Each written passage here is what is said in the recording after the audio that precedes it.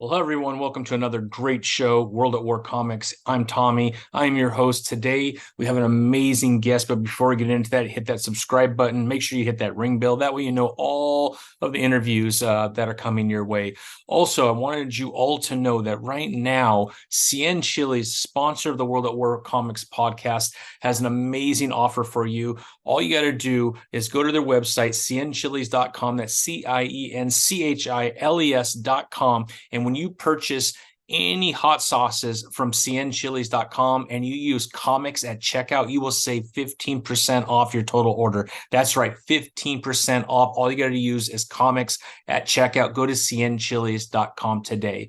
And then the other sponsor of our podcast is Comic Crusaders. So if you're not familiar with Comic Crusaders, they specialize in reviewing comics, comic book movies or movies in general, and even some music. So go to comiccrusaders.com, check them out. All kinds of amazing reviews on all those comics. They get them early, they review them, and they let you know which ones you should be reading. So go to comiccrusaders.com. All right, without further ado, today's special guest is JP Jackson. He's a writer, he's an illustrator, he's an animator, and creator of awesome content.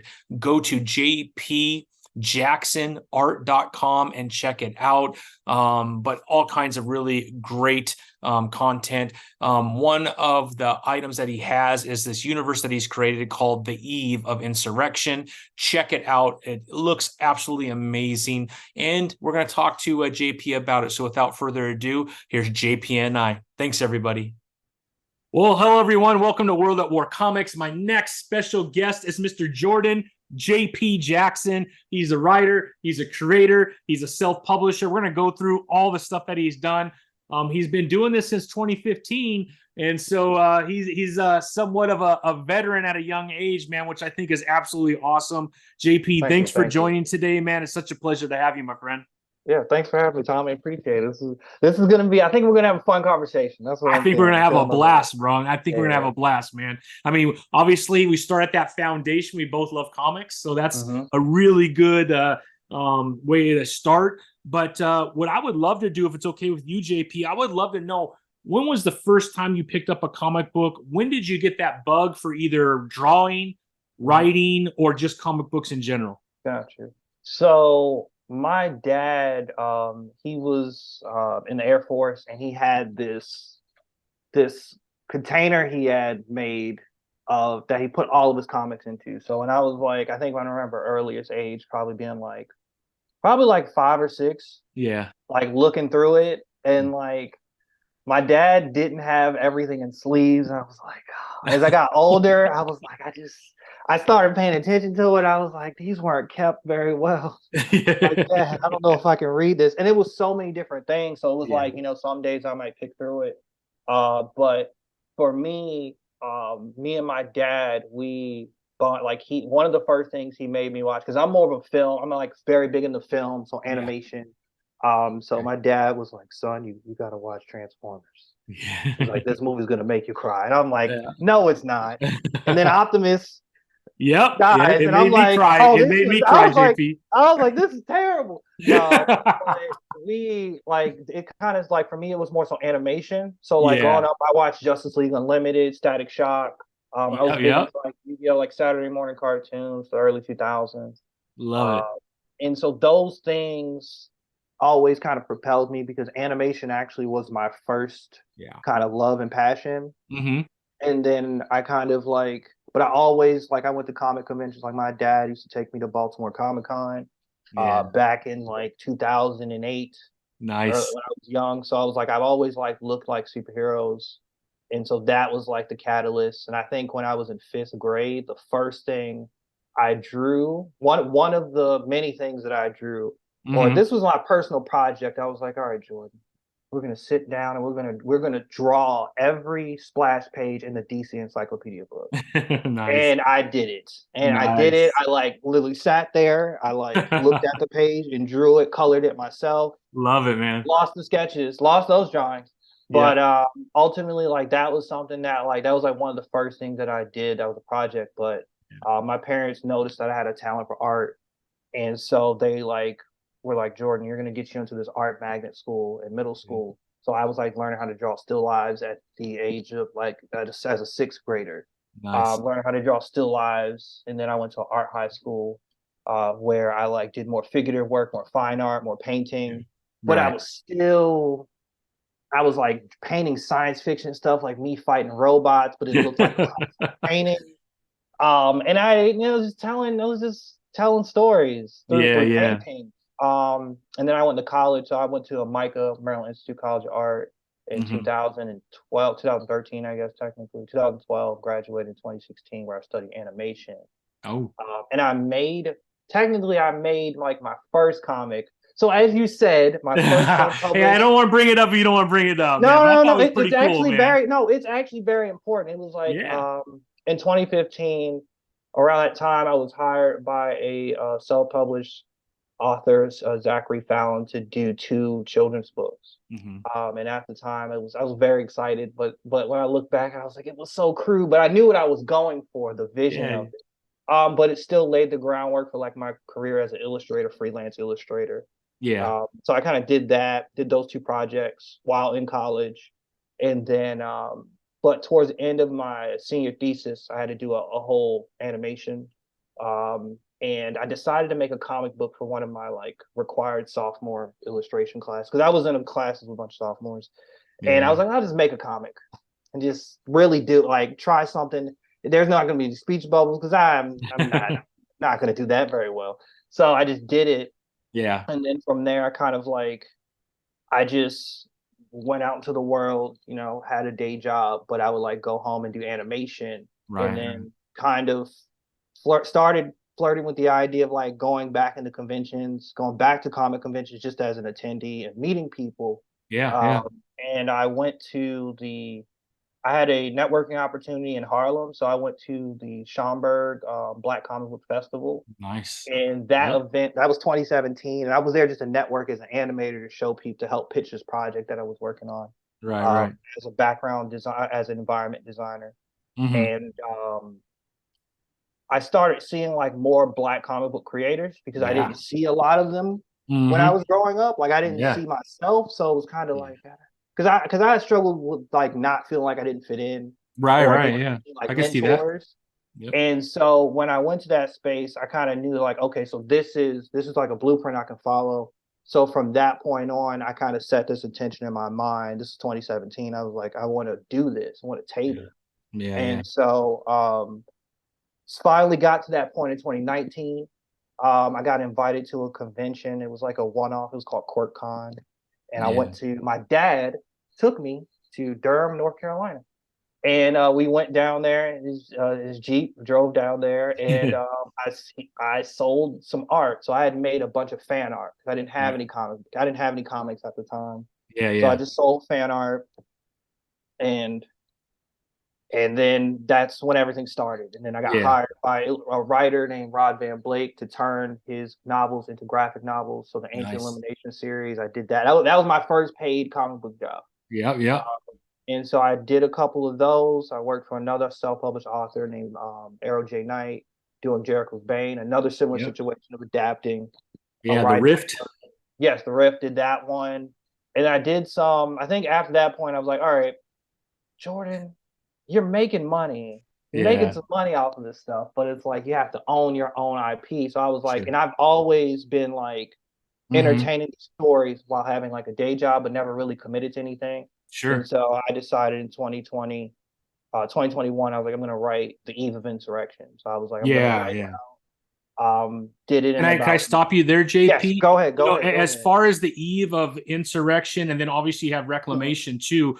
How like was there a point where you had that story already in your mind, and it wasn't until like 2020, 2021 when you put it into a comic book? Like how long before that were you kind of building this world in Yes. your Yeah. head before you actually put it on paper? Because it was Good. You asking published the at right. that time, Yes. but Hmm. yeah. You asked a good question. So initially, I told people, I'm like, I just did it in 9 months. But the reality is that this idea had been in my head since around 2015. It was Okay. might have been my junior year Yeah. of being at MICA. I wanted to write, and I forgot about this story, but I had a creative writing class, and I wrote the story about, I was thinking about like this black woman who's a hacktivist, who has Uh-huh. like a robot friend, and she like comes home and finds her apartment just wrecked, Right. and the police are gonna show up. So I was like, oh, I like that's when the initial inception started. And then in around 2016, 2017, I was working Yeah. at Habitat for Humanity. And me and my boss were like talking about making a comic book. And I was like, I really want to do a cyberpunk story. And I started creating the characters Yeah. for the Eve of Insurrection. So Okay. thinking about this kind of female cast and gang, and Yeah, I had yeah. built all these characters. So it started in really 2015, Nice. 2015. And so it just took me a long time to get to. I just went on the journey of life, and Yeah, yeah. 2021 happened. It was the time to do it. So Yeah. What does Eve stand for? it Because means, I oh, noticed, right? I gotta It's stand up. dot, which means yeah, Yes, exactly. Oh, eradicate violent eradicate. economics. Nice. Yes. So that is the organization movement in this book. Yeah. They are sort of a futuristic version of the Black Panther Party, Got the you. socialist movement. Yep. But they also operate like a criminal syndicate, because Yeah. in the future, giving out mutual aid and being more of a socialist society could be seen as more of a crime in a corporate capitalistic world, which Sure. is kind of where we're living in. So yeah, that was the intention behind that. So that's what that stands for. Nice. Yeah, yeah. That was my next question. So yeah, that's awesome, man. So in 2021, the first book, The Eve of Insurrection, comes out, right? Yes. So then how long? I think it was 2022, so it was about a year later, Reclamation came out. Yes. So after publishing the first book, I really wanted to focus on like developing a particular character. Yeah, One of yeah. the blackguards, who are Uh-huh. these sentient androids. This guy actually right here, this is just sitting on my desk. There he is. Yeah, that's awesome, Yeah. man. So That looks Blackguard dope. Zero Two, thank you. Blackguard 02 is one of these sentient androids that protects the Shadow Queen, or Lana, Yeah. when they go on different missions. And so I Hmm. decided I wanted to tell a story about him, and get into like, because this is around the metaverse type stuff, Yeah. NFTs, and I was thinking about making an NFT comic, Yeah. but I just didn't really want to really jump in it. It felt like there was a lot of risk there. I was too much of a risk. I was like, let me just I follow think you my made a good gut. decision, man. A lot of people are Oh, sitting on NFTs yeah, that are worth nothing now, man. nothing. So I was like, nah. So I just and I wanted to improve my writing, Yeah. and kind of just learn how to have fun, because the first go around was like more of a stressful process. Yeah, yeah. Trying to meet deadlines. I was paying for editor at the time, and Sure. that wasn't the best working relationship. But out Yeah. of that, I'm the type of person, I like to quickly evolve and adapt, and like assess and Yeah. evaluate. Like, all right, these are my mistakes. I want to get better and better and better. Right, So right. that was why I kind of just jumped and told this random side story. But it was fun, and it was fun Yeah. and collaborative. Um, and it was just a fun little one off. Yeah, yeah. I mean, you got two books. Is there going to be a third? Like, is the Eve going to continue? Do you have ideas to Yes, continue that thing? yes. Awesome, So the man. Eve of Insurrection is going to be a 7-part miniseries. Got you. Okay. Strictly that. So Um, Reclamation is kind of like a one shot that you did yes, it outside of the is. main story, Yes. right? Okay, Just got you. wanted a Yep. one shot. Just wanted a little Perfect. one shot, and there could be Gotcha. more room for more of those in the Yeah. future. When I get a bigger team and we have more time, Yeah. because I've been the solo You need more entrepreneur for. arms, man, to be able to do all the artistic Yeah, stuff, man. yeah. It's like it's a lot. Yeah, yeah, yeah. Well, that's cool, man. So when can we expect part two of the Eve of Insurrection? Okay. Yeah.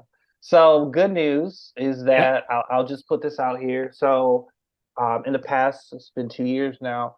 I've I shifted my approach, Uh-huh. to tackling the creating a comic book process, whatever. Yeah. And I decided that I wanted to follow in the footsteps of other writers, where they just Yeah. write out the whole series. Yeah. Yeah. So I just did that. I was like, Jordan, Nice. you're actually gonna do a page break. I basically did a page breakdown Yeah. of like what happens from book 2 to 7. Oh, nice. So it's So I done. The know, writing's done, right? yeah. So I mean, the dialogue needs to be Sure. tightened, but I Yeah, know yeah. exactly what's happening. Things could change, Yeah, yeah. but ultimately, I have the blueprint for what's going to happen going forward. So right now, That's got to be a I good feeling, right? That you yes, kind of got it all out there, because that could yes, be stressful too, trying to fit exactly. everything in 7, and then you're like at Hmm. issue 5 or 6, and you realize, man, I'm gonna have to like speed up and throw a Yeah, lot into one issue, and readers yeah, can notice that, right? So it's good to kind of yes, map it out. Yeah, yes. And that's what some of my customers and fans are telling me, like your yeah, first book felt rushed, but there was a little there was they understood. yeah, yeah. But I was like, I most definitely want to improve upon the pacing a little bit. But Sure, yeah. and I listened to another writer, David Crownson.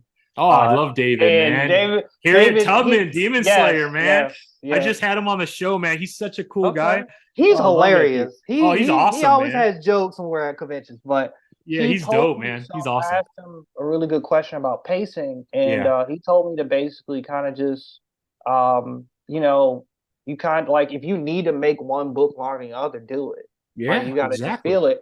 Yep. So I was like, oh, you're right. I should just really get into the process and just kind of like if this book needs to be longer, so you're not rushing it, then that's what we got to Yeah. do. So I was like, good. So I took that to heart. I was like, all right, cool. I Yeah. want That's to a good guy to integrate get that. advice from, man. Yep. David's a really good writer, man. Incredible. Yep. Yep.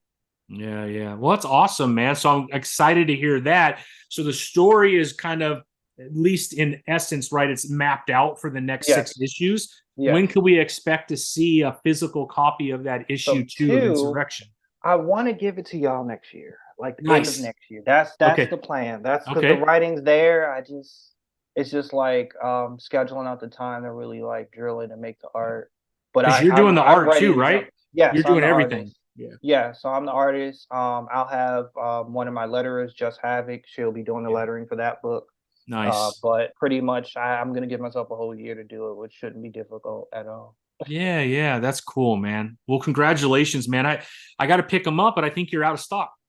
Yeah, yeah, I I am. went to I'm buy it, working man. on. So Yeah, when like can I'm we see working some on. more, man? So I'm gonna. My plan is to. I'm gonna probably restock probably in like by probably in a month. I'll probably Okay. put them back up. Get some Yep. more copies in by the end of the month. So we Nice. should have some, in December or top of January for sure. So Yeah, they'll be yeah. back. They'll be back.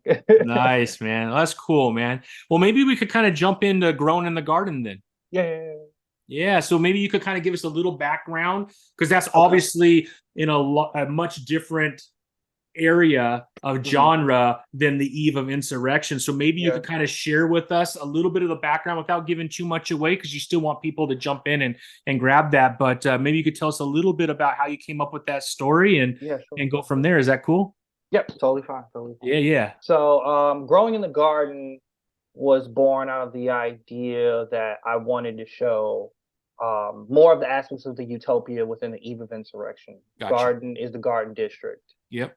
That is a self-sufficient community where you have these black people coming together, growing their own food, Mm-hmm. doing more communal living, Yep. and there's less stress on like the corporate grind. Yeah, yeah, yeah, It's like everybody's like, yeah, we literally share our food and wealth and yeah, resources amongst each other. And yeah. so I wanted to dig deeper into that, Yep. and really tackle like the kind of like younger audience, because as a business owner, Yep. I have to be business minded. Sure. The comics, the Eve of Insurrection, Eve of Reclamation are more for like older teenagers and young adults, and Yeah. past that point. And so I really needed to tackle the younger age group. And then also I am a teacher now, Oh, educator. nice. So I added that. That's another arm of my business. I'm an educator. That's And pretty so, cool though, man. That's yeah. So rewarding. I felt the need that I was like, all right, Jordan, if you need to go to a school, it'd be easier to show something Yeah. that's, for elementary school kids and middle school Yeah. kids. And I really wanted to do something that felt like Star Trek because I'm a big science fiction person. So Nice. I'm Yeah. like, what I loved about Star Trek was like, Data or LaForge will be talking about something super nerdy, and I don't even know because I'm not a mechanic, I'm not an engineer, but it was like, but watching like Next Generation and Yeah. like seeing the behind the scenes that they actually had a consultant for like the science and math of the world, it Yeah. dawned on me. I was like, I can do that. Yeah. And so I actually had luckily I've recently met have made a friends with a guy who's an engineer. Yeah. Um, Nice. my friend Opie, Yeah. and he basically gave me. He was like, he was down to join the project. I was like, all right, so Opie, how can we build a rocket boot with a sustainable energy source, a real one? He was like, oh, he Yeah. sent me an article, and I'm like, Yeah. not a scientist, bro. I'm Yeah. gonna Can just you make put it in like plain English, man? yes, like just summarize it. And so there is a bacteria, and I suck at pronouncing scientific It's all good, man. It's all good. definitions, but there is a bacteria. It's called Geobacteria Uh-huh. sulfurinus or something along that. I butchered it, Yeah. but this is a bacteria that's found in soil that you could convert it into like electrical power, so like a power Energy source, source, huh? energy Yeah. source. And I was like, oh my God, this is beautiful. Putting it in a book. That's And so then cool. Opie was telling me, I was like, all right, so if a kid wanted to learn how to make a rocket boot, what do they need to know about? He was like, well, they're gonna need about like material science, some Yeah. calculus 1 and 2, some, fluid dynamics, aerodynamics. I'm like, all right, this is not Dora the Explorer, but I'm just gonna put it in the book. Put it in the book so Love you it. see the word, so you like the Love. child will be like, what is this? And then I'll be like, okay, I want to look more into that. So Right, right. it's a book that's intended to tell a story about these kids, Gerald and Gaia, growing up and learning new things every day. And Nice. it's supposed to just spur the mind and spark creativity and That's interest cool. in these fields. Yeah, yeah. And so that's pretty much why I did it. Yeah. And so I was like, yeah, we need more of this, and it just feels better writing it. Yeah. I had to sit with this a month ago because I was talking to one of my friends who's a big friend, a big supporter of Yeah. the series, and kind of gives me advice. And we were talking about just the idea how like Eve of Insurrection is kind of a darker story for me. Yeah. Uh-huh. And I have to tap into like a more of a aggression or rage or frustration to Right, yeah. create it versus growing in the garden is like it kind of brings me back to my kid self and like what I wanted to see when I was a kid. Like this little black boy who's like, I want to save this cat. And I'm like, Yeah. oh, that's me. Yeah, yeah. And Gerald is also based off of me and my dad. So my Gerald is Nice. my dad's name. That's And cool, man. That's awesome. my dad says he's really good at building things, and I'm infamous. I like to build things. Yeah. Sometimes I build things backwards. I'm just arrogant at times. Like I'm not going to read the instruction, and then I'll just like, oh, I built something backwards. Let's start over. Yeah, yeah. Yeah. And this type of dynamic is what I kind of brought into Gerald as a character, like this little Okay. boy who just loves to build things, and like Yeah. it's not going to work the first go around, but he like learns from his mistakes, Sure. and he's just always ambitious, but at the same time inquisitive and trying to Yeah. just create the things that he likes or wants to Yeah, in the world. yeah. I was just looking at your website and your link tree, and it says growing in the garden, saving a soft soul. Yes. Yeah. What's this? Who's the soft soul that he's saving? Oh, okay. It's not too much of a spoiler. It's in the book. It's a I cat, mean, if but it's giving away something, then don't do no. it, man. Oh, I'm Oh, just no. We're good. It's just he has to save a cat, but oh, okay. there's probably more. There's I thought you more were to using that. that just as an example. So that's actually in the book. No. He's actually no. He's saving. He has to save this cat. That's cool. But there's more to this cat that people will learn about later. Ah, there you That's go. all I'll say. There's the Dun, dun, hook. dun. There's the hook, Yeah, man. there There's got him. the So yeah, got this you. is about him trying to save this So cat. the soft soul is the cat. He's got to Yes, say, yeah, yes. yeah. Very good, man. Yeah, I saw that. I'm like, that's a unique way to talk about a living being, a soft soul. I kind of like that, man. Yeah, yeah, that's pretty dope. That's pretty cool, man. Wow, man. So, I mean, you've accomplished quite a bit, man. We were talking about that, right? 2015, you get hired to do Diego Dilemma series where you did a couple books, which is pretty cool. Here we are in 2023, and we got Grown in the Garden, man. And there's a few things in between there, right? Like Land of Wolves. What was that one about? So you remember earlier when I mentioned I did an animation?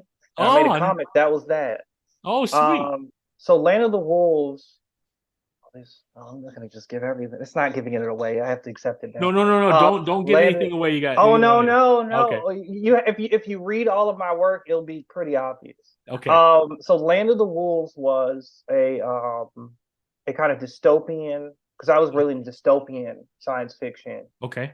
in college, Uh-huh. and I really wanted to do something inspired by Mad Max, because that was the whatever the last one, Fury Road, that Yeah. one inspired me at the time. So I was like, I want to do something in the Wasteland, and always loved the Samurai Jack. Yeah. So I did this animation about this young Afro Latino woman who is a shaman, young girl, and she's being trained by her grandmother, who is it was basically Little Red Riding Hood, Yeah. to be a shaman, and she has to go into this domed forest to find Mm. these missing Black women. Uh-huh. And I did the animation first, and the story starts off, and you're really inside of the dome already. Okay. Uh, and I decided to tell a prequel story, like just 8 pages of like how Yeah. Anya is their name, how she got from her grandmother's house to the dome, and like her engaging with these wolf men Yeah. with these masks. And you see them in the Eve of Reclamation. And Nah. that is the Oh, intention. so all these things are all connected that you've done, man. Yeah, I didn't. I laughed about it in Was that on 2022. purpose or I you did it just on purpose. I did it okay? on purpose in 2022 because I was like, oh, these are some really good characters, Yeah, and I yeah, was like, I need them to be here because I need another gang to fit in my universe anyway. yeah, So yeah. I was like, we're doing it. We're crossing That's streams, cool, man. crossing streams.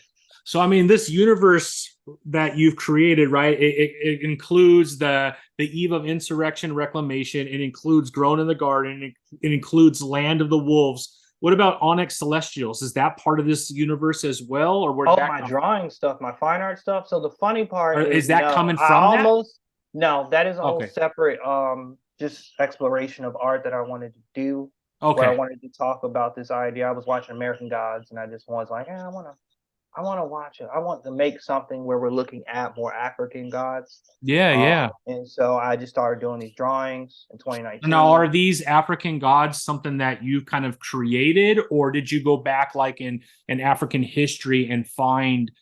Okay, that's Yes. cool, man. That's Yeah, so awesome. I looked at the E.V.E religion, which is Yep, kind of one of the major religions for West Africa, Nigeria. that's And I cool. started looking at the Orishas specifically and how they kind of transformed how the E.V.E religion has evolved across the kind of African diaspora in Central America and the Caribbean and South America. So That's I cool, did a little man. bit of research on like certain Orishas and just started drawing them as Yeah, like these giant deities, yeah, giant celestial beings that's in cool. space. And then it actually eventually influenced and inspired the designs for the Yambani Chronicles. So that's another fantasy Yep. series. That's a African fantasy series written by Rod Van Blake that Ooh, we adapted into a comic. And I was telling Rod, I was like, can I just do what I already did and bring it to this? Like, yeah. And I'm like, yeah, bet. So I just brought the same nice. design principles and designs, and I've just kind of created new designs for different Orishas in his series that that some of them I may eventually bring into like my large scale charcoal drawings, because that's something Okay.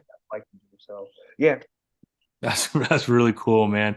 I love that a lot of your work, obviously not the Onyx Celestials, but some of the other stuff. I love that it's all coming from this same universe that you've created, the Eve. So very cool, man. That's so thank you, awesome. thank you. And man, I can't wait to see what the next iteration of the Eve is in part two of the Insurrection. That'll be pretty cool, man. And so 7 parts, right? That's the end of it and it's over, or is there like a little door open just in case you want to continue? Yes.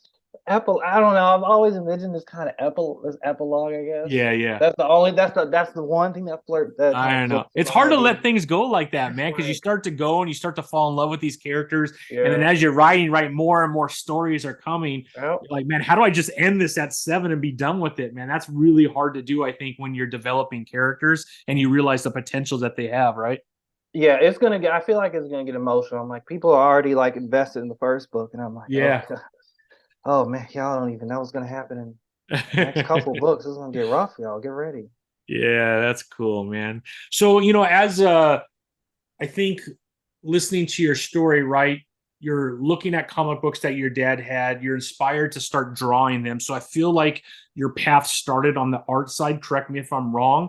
But Mm-hmm. as you started to mature and get older and go through school, I feel like the writing side has become more of a passion. Not that you don't enjoy the art is there and you're good at it and you love it, but is that, am I kind of on the right path Yeah, where like you're right on storytelling it. has become like more of a passion for you? Yes, And yes. where did that take, where in like your experience did you notice that that transition was taking place where, man, I just want to tell amazing stories? It took place in about the year 20, specifically 20, like maybe 2020. Uh-huh. Um, because after, I think, from between 2016 and 2020, Yeah.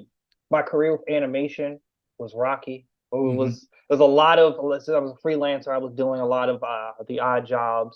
Yeah, yeah. And it was a lot of just like emotional like stress and anxiety, either surrounding either being taken advantage of Yeah, and yeah. not knowing my self-worth as a creator. So like, I did Sure. one job, did not get paid for that job, and did a 3-minute animation that's in a Dragon Ball Z style. And the reality is now that project belongs to me. And it became a portfolio piece and got me jobs. But Nice. Yeah. I started paying attention to like how it's a little detrimental to do animation by yourself. Like if you don't have Mhm. capital or a team, Yeah. it's difficult. Yeah. For And I sure. noticed as I got older, as I was like joining other teams and paying attention to how like, clients would want something really quickly. And I'm like, this is Yeah. ridiculous.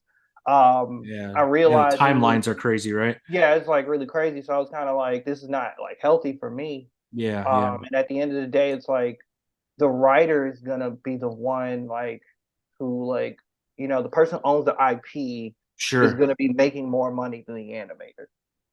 Um, if they do, obviously they do their business right, but Yeah. Yeah. I have more like creative control. And I have this level of just being able to accept that other people can touch the project and like do their own thing, which is also why I like growing in the garden a lot, Yeah. because I hired one of my friends, Chelsea Arnheimer, to do the actual character inking. And so Mm. she crafted the style Yeah. for the book, which is so like lighthearted and Yeah. fun. And and she like added other layers to different pages where I was like, oh, I didn't even really write this in the script. But she was like, hey, can we have these kids in the background arguing over chocolate? I'm like, wow, sure, go for it. I'm not gonna. I had to edit the art and it didn't show up, but I was like, but the intention there is what mattered. And I was Yeah. like, I Yeah. love this side of being the writer and like being able to like watch the project change and grow and Yeah. become something greater than just if I just drew it myself. Yeah. That's awesome, man. That's cool, bro. I mean, the storytelling side of it is a lot of fun. You have a unique ability where you could draw whatever you're about to tell, the story you're Yeah. able to tell, But which is I that's think is easy. But that's also super easy. I think there's I is it like is to it easy to have your story already written and then just be able to draw according to that story? yes. Really? But also it's I want to challenge myself. So my like Yeah. the challenge of like working with teams of people, learning how Sure. to communicate, become a better leader, Yeah, be a yeah. project manager. I was like, I could draw this all day by myself. Okay, yeah, But yeah. it's like I think there's more power in Mm-hmm. being able to say, hey, I can step back from this and trust my team Yeah, to yeah. trust the team to build this out for me and That's just cool. let that grow. So yeah. Yeah. That's awesome, man. Man, JP, that's cool, man. Congratulations on all your success. Thank you, thank you, And thank you. man, I can't wait to read. You know, you made a few comics about black heroes or black characters throughout comics. I mean, how important has that been for you to ensure that that representation is taking place? I mean, obviously, everything that you've drawn, the lead character seems to be black, which I think is really important to you. Can you kind of share a little bit about why that's important?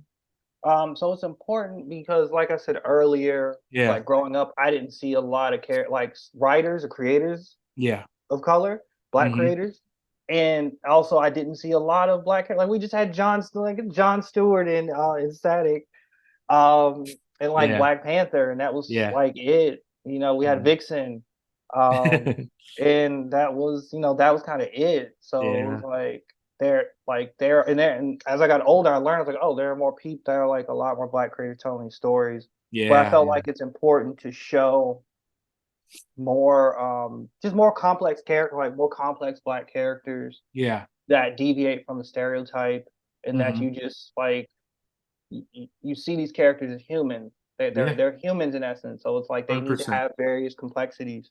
Yeah, So it's yeah, important that when I'm drawing these characters that they feel authentic. So for instance, um, me drawing a story, writing a story about a Black woman who is an activist, like yeah, I am not those things, or a philanthropist, I'm not those things. yeah, yeah. But it's about how do I capture Lana Baker, how do I capture her experience Right. so that it feels authentic, Yeah, or it feels authentic and connects with Black women, or just yeah. and also can anyone pick up this book and just connect with this character at the end of Right. the day as well. Yeah, So it was the mainly just highlight that, but specifically Eve of Insurrection was just like, how do I capture this Black woman's experience and make her feel yeah. authentic and That's relatable? awesome. No, I appreciate you sharing that, man, because I do think it's important. Over the last year doing the podcast, I've met some amazing Black creators. David Crownson with Harriet Uh-huh. Tubman, Demon Uh-huh. Slayer is one of them. Newton from Dream Yep, Fury Lily Boy. Comics. I don't know if Yep, you know Newton. yep. Some of the art in his comic, I think, is some of the best art I've ever seen in my life by Yes. Giancarlo, who's from the Yep. Philippines. That guy's incredible. But man, I love Newton's right. I can't wait for Crescent City Monsters, the next iteration of that. Tyler Martin, Godhood. Godhood Comics, Yep.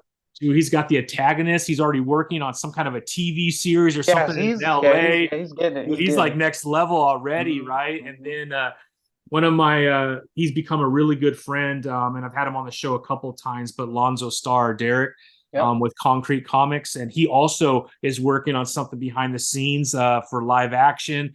But I mean, not only is he the owner of Concrete, but he's also the writer creator of Acolyte, which that character looks so dope. Every time I see that character, I get chills, man. So yeah, I mean, there's this I don't know what you would call it, man. I mean, they've all been in the game for a while, but they're producing some amazing stuff. That I think. Oh, Wiseacre Comics, man, with Magnus, which is Yep. mind blowing. There's a lot of good stuff out there, man. And I think when I've had them on the show and I've talked to them, like you, man, they grew up at a time where you had Static Shock, you had Milestone at the time, but when DC got involved, they kind of shelved it for a very long time. So we never really got to see what happened to Icon and Rocket and some of the hardware and some of these amazing characters that Milestone put together. But I don't know why, even to this day. I mean, obviously they're back in print now, so you could pick up Icon, but for a long time, for whatever reason, they didn't do anything. And there has been rumors though about a Static Shock movie, which I Yeah, think I would know. be really. Forever. Well, it's been Forever. forever, right? It's been And like like eight y'all been years they've saying been this talking forever, about but that. like when are we ever gonna get this? And I'm like, now I don't have hope. I'm just like, it's whatever. I mean, DC that just would literally come on. be the DC's version of Miles Morales. Right. It would be Across the that big, I Spider-Verse. think, on Yes, DC. It would yes. be It would be, huge. I mean, honestly, be Both bigger. young, right? Both trying to figure things out in life, so super relatable. Both Definitely. gaining their powers and trying to figure things out while they're using their. Mhm. I mean, it would be amazing if they could do something with Static, but for whatever reason, man, they just haven't done anything. I don't know. Warner Bros. And Discovery. Yeah, yeah. Well, the But rumor Warner is Media. DC could be up for sale because Warner Brothers has been struggling, just like Marvel. The rumor is Marvel Mm. might be up to sell with Disney tanking the way they have this last year on almost everything they're producing. So we'll see, man. If it gets in the right hands, hopefully they do something because there's some IP out there that they own. I don't know why they're not doing it. If you look at the DC universe in general, right? You have Superman, that's probably the strong, but Icon is equal to Superman. I don't think people Yeah, realize that. that's what I've been learning because like I didn't. Yeah. It's annoying because like had I been like a little bit older, Yeah, maybe yeah. I've been in like my mid-30s. Yeah, I'm I would 50, I right? So would I grew up during that time when some of these see, comics are coming out, man. But and like my dad didn't even tell him about Milestone. Like it, I think he might have been at a point where yeah, he was kind of fading out of it. He was yeah, yeah, fizzling out of the comic book game. yeah. And so like I didn't even like I that's why I didn't even know that Static Shock was actually based off a Milestone character until Yeah. like until Yeah. I got older. I was like, oh, and I'm like, and then I started looking at Blood Syndicate. I like read a little bit of Yeah, Blood Blood Syndicate. Syndicate is dope I too. was like, It's so this is cool, so man. of the. I was like, this is so 90s, but I was like, wow, I don't know how this is gonna hold up if we did this I one. love 90s comics though, man. You had Yeah, Milestone, you had Image Comics explode, and like the characters were ridiculous on Image, some of them, but I loved it, man. The artwork was crazy. It opened the door for independent creators though, because they separated from Marvel. And they created something that now you're seeing AWA, Boom Studios, right? Titan Comics, but also Godhood, Concrete. Like, I'm not sure if the ability to produce independence like it is today. I mean, it's not easy to write a comic book. It's not cheap, but it's very easy to get it done because there's all kinds of publishers that you could go to Comic Wellspring and get it printed, right? So yep, that's what I use. yeah, that's what I use too. I mean, so the availability to create a comic, very simple, right? You still got to have a good story. You still got to have great art. But I mean, it's not that hard, to be quite honest, because not compared today, compared to what it was in the 90s. It was impossible. That's what I've heard. That's You what had to I've go heard. through DC or Marvel, right, at that time. So yeah, I mean, it's an awesome time to be in comics right now. You're seeing Marvel and DC, I think, struggle a little bit, but you're seeing indie comics explode, man. That's why I'm And blessed. That's why I'm grateful. I'm like, wow, I like yeah, literally was born absolutely. at I was born at the right time because I was like, I used to joke with Rod. He's in his late 40s. And I was like, if I was alive, I was just born a little bit soon. I could have got the start. I'm like, no, because after watching the Milestone documentary, I was like, oh, this would have been even more difficult. And I'm Yeah. like, right time, right place. I'm just No, it happy to was be doing impossible, this right? kind of All work. those gentlemen were going to all the publishers and they were just being shot down constantly, right? And they're like, let's just do our own thing. And they did it to such a level that DC just came in and said, man, this is what we think you're worth, and we would love for you to be part of it. And at the time, right, I'm happy for all those guys that started Milestone, but then they just sat on it. And I don't Yeah. know why, man. Maybe it was competition. They're just buying the competition, throwing it in the I closet. mean, Who yeah, knows? honestly, that's what happens a bit like It happens in sluggish. corporate world all the time, right? Exactly. Yeah. Yes, exactly. So So that I was don't know. I don't want to speak on behalf of DC, but that's what it kind of felt like. I'm mm, looking right now. I don't know if you know, but the compendium came out last year of Milestone. It's like the first, I don't know how many years, and mhm. it's every single comic. It's huge, I man. really I saw that and I was like, I need to buy this at Yeah, some it's point. awesome, I do. man. It brings back a lot of memories going through it. And actually, if you want to follow someone who's amazing, it's a Black Heroes Club or Black Okay. Hero on TikTok and Instagram. Okay. And all he does every day, he searches for different black superheroes and then he gives like a little background on them. And that's all he does, man. His whole channel is highlighting black heroes, throughout time in comic books. And Got him. he's Ooh, awesome, man. I love that guy. okay, I just shot him a follow. Nice. Yeah, he's dope, man. He's such a good guy. But JP, man, I can't tell you how much I appreciate you coming on. I'm hoping that we could do this more often, man, especially when you have something else coming out, Mhm. just to highlight that. Can you tell us right now, like, how do people get a hold of you? How do people follow you? How do people buy whatever you have that's still available? I think Gotcha. the Eve of Reclamation, you still have that right on your Yeah, website I do that's have I available. actually have a few copies of those left. So that's a Yep. good starter into Yeah. the Eve kind of universe. Eve verse, I guess. And then is But Grown of the Garden, is that available right now too? we're good. The warehouse is telling me we're good. So how do people go find those? Where can they go to find those? So you can go to my website jpjacksonart.com. You Perfect. can follow me on Instagram at jpjacksonart. Instagram and Facebook. You can follow me on those channels. Yeah, But it's that. Yeah, that's how you can get in touch. that's awesome, man. Man, JP, it's a pleasure meeting you, my friend. Anything else Likewise. that you want to share before we hang up? Did we miss anything? I mean, we Capture talked. it Yeah, all? yeah, we captured it all. There's probably more, but that'd be another conversation time. All That'd be right, another all right. conversation. But thank you. Yeah, it was a pleasure being here, being able to talk to you about my work and my journey. And thanks for Yeah. having this platform. Appreciate it. No, absolutely, JP. I'm really excited for you. And yeah, we'll do it again soon, my friend. Thank you so much. I appreciate you. All right, thank you, man. All right, talk soon.